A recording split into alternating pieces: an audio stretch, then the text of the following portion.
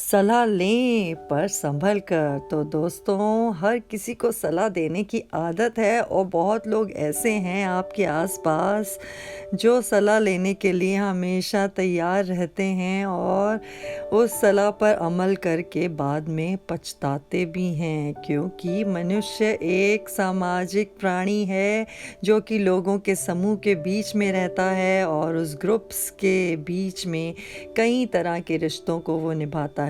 कुछ रिश्ते निस्वार्थ होते हैं, जबकि अधिकतर रिश्तों की नींव स्वार्थ पर टिकी होती है। हम जो प्रोफेशनल रिलेशन बनाते हैं वो अधिकतर आदान प्रदान कहें या एक दूसरे को या एक दूसरे से पहले व्यक्ति को फ़ायदे की बुनियाद पर टिकाने के लिए होते हैं। ये नहीं कहा जा सकता कि सभी रिश्तों के पीछे स्वार्थ ही होता है, लेकिन हाँ, आज की दुनिया में अधिकतर इंसान अपना फ़ायदा देखकर ही रिलेशन बनाते हैं।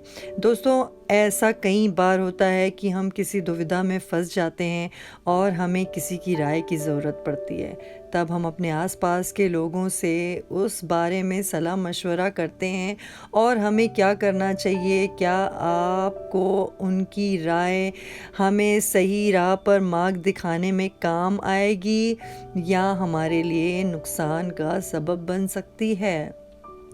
अगर आप माता पिता, भाई बहन, सच्चा दोस्त, यदि कोई निस्वार्थ रिश्तों को जो कि आपको सही राह देते हैं छोड़ दें, तो बाकी सभी अधिकतर समाज के और वर्क प्लेस के लोगों से सलाह लें ज़रूर, पर अपना विवेक भी बनाए रखें, क्योंकि कई बार ऐसी सलाह देने वाले का स्वार्थ भी उनकी सलाह में छुपा रहता है।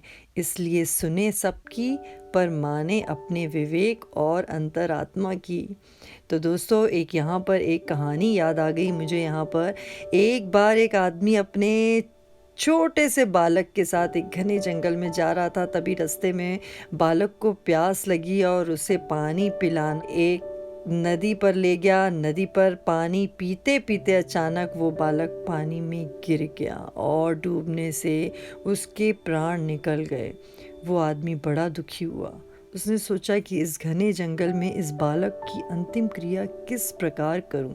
तभी उसका रोना सुनकर एक गिद्ध, एक सियार और नदी से एक कछुआ वहां आ गए और उस आदमी से सहानुभूति व्यक्त करने लगे। आदमी की परेशानी जानकर सब अपनी अपनी सलाह देने लगे। सियार ने लात टपकाते हुए कहा, ऐसा करो, इस बालक के शरीर को इस जंगल में ही किसी चट्टान के ऊपर छोड़ जाओ, धरती माता उसका उद्धार कर देगी। तभी गिद्ध अपनी खुशी छुपाते हुए, नहीं, पर धरती पर तो इसको जानवर खा जाएंगे। ऐसा करो, इसे किसी वृक्ष के ऊपर डाल दो, ताकि सूरज की गर्मी से इसकी अंतिम गति अच्छी हो जाएगी।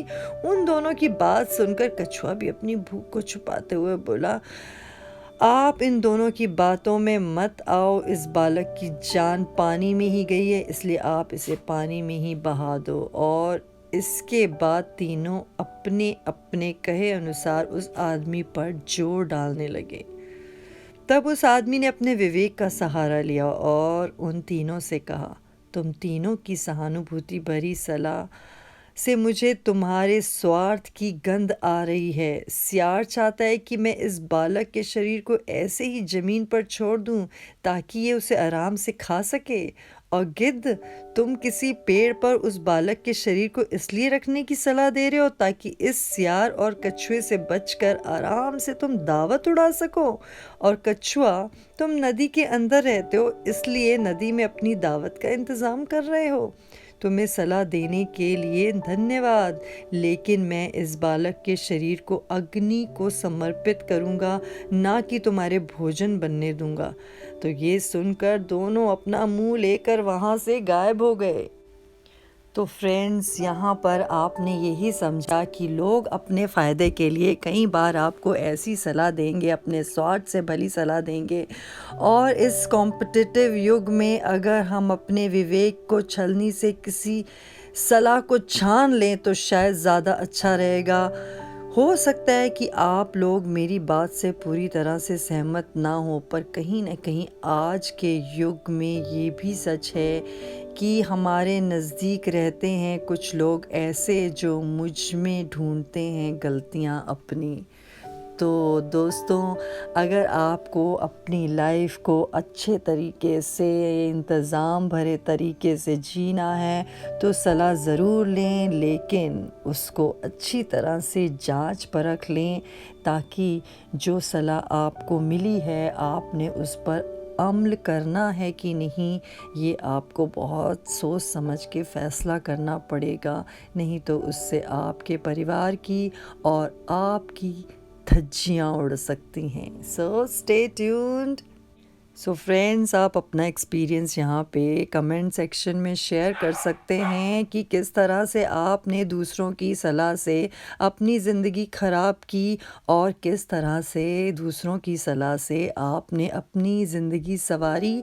और ये वीडियो दूसरे लोगों से भी शेयर करें, ताकि वो भी अपनी ज़िंदगी को अच्छी तरीके से जी सकें, सुलझे हुए तरीके से। Bye bye.